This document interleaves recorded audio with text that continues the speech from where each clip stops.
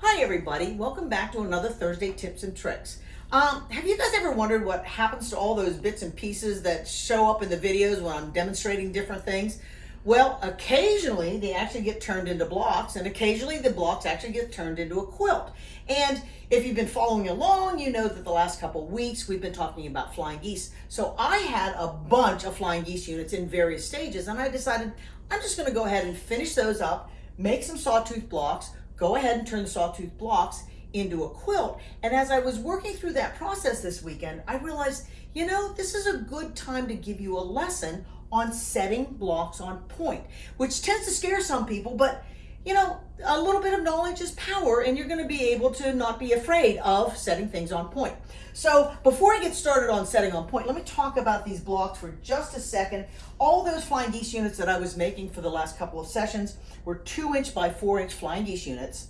I needed 5 additional squares to turn them into a star. I needed 4 squares for the corner. I either cut those out of background fabric, and they are 2.5" squares. And then in the center, I needed a 4.5" square in the center to turn all those 2.5" by 4.5" unfinished flying geese units into 8" sawtooth star blocks. All right, so setting things on point. What does that mean? Basically, it means that instead of putting blocks one to the next in a horizontal and vertical arrangement, you tip the blocks so that they're on point.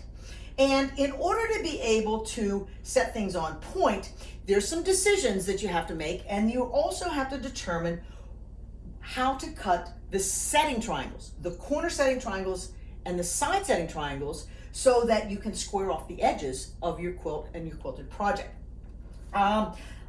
First decision is, do you want to make all the blocks the same? If I did that and it had a star block in the center here, what would happen is I would have to do a lot more piecing, and that's really not what I wanted to do with this project. And I would also have a lot of matching to do with point to point. And again, I'm just using up pieces. This isn't a masterpiece project, so I quickly eliminated that option from the table. One of the other options you could do is you could alternate your blocks from a star block to a chain block star.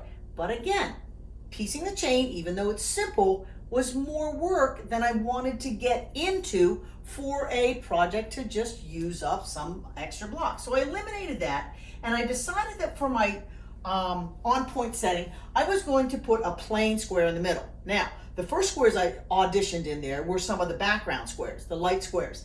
And I didn't like that nearly as much as what I actually opted for, which was putting dark squares in the center. And if you're going to use an alternate block in the center, either pieced or just plain, what you should know is the size of this block has to be the same size as this block. So if this is an 8" finished star block, when I measured it, right now it would be 8.5 inches by 8.5 inches. That's the cut size that I have to use for that alternate square. Now, what size squares do I need to use and cut for those for the setting triangles? Well, let's step back a minute. Let's first talk about what type of triangle they are. In the corners, you have triangles that are going to be cut from a square on one diagonal. And when you have that type of scenario, you're going to be cutting a half square triangle that has straight of grain on the 2 short edges. That's what you want for a good stable edge on your project. If or when you're cutting those side setting triangles, now they kind of look the same, but they're not cut the same. For those side setting triangles, I need to have the straight of the grain running along the long edge. And in order to be able to cut that quarter square triangle, what I'm going to need to do is figure out what size block I need to cut, so that when I cut that on both diagonals, I'm going to have triangles that are at the correct size, or in my case, slightly oversized, to be able to create a block or a project that's set on point.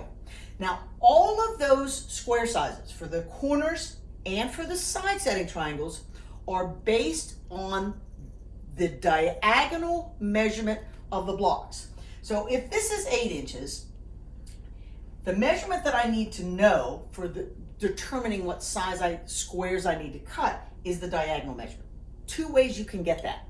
One, you can simply pull out a ruler and you can measure the finished measurement of that diagonal. Or if you want to be very precise, what you can do is follow a little formula. And the formula is this. You take the finished size of your block, in my case it's 8 inches. You multiply it by a magic number. This is a magic number that I always have in my bag of tricks. It's 1.414. And that is going to give you the exact finished diagonal of your block. And that diagonal measurement is the measurement that you need to determine the size squares you cut. So let's talk about the corner triangles first. The corner triangle measurement is based on half the distance. So if I know that my diagonal measurement, and it's right around 11.5 inches for this project. If I know that measurement is 11.5 inches, what I'm going to do is I need to know half of that. And that happens to be, what, 5 3/4. Well, you know what? I'm just going to make it 6 because it's easier. Knowing that half measurement of the block, what I can do is take that half measurement. I need to add at least an inch. Usually I add 1 1/4 inches to it.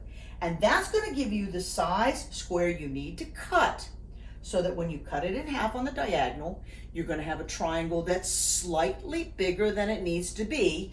And it's going to give you a triangle that has the straight of grain on those 2 short edges.